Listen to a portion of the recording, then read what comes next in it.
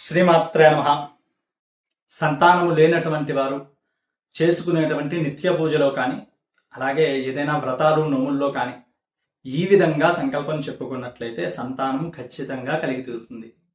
ఆ సంకల్పాన్ని మీకు తెలిసిన సంతానం లేని వారికి అందరికీ కూడా పంపించండి.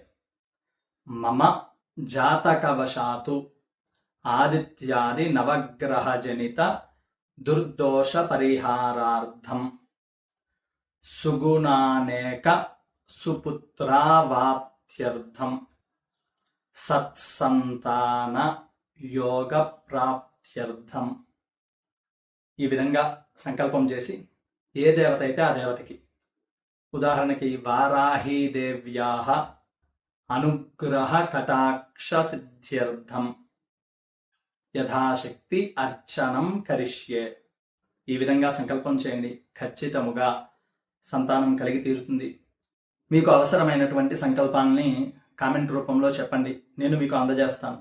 ఛానల్ని సబ్స్క్రైబ్ అయ్యి ఉండండి. సర్వే జనా సుఖినో భవంతు.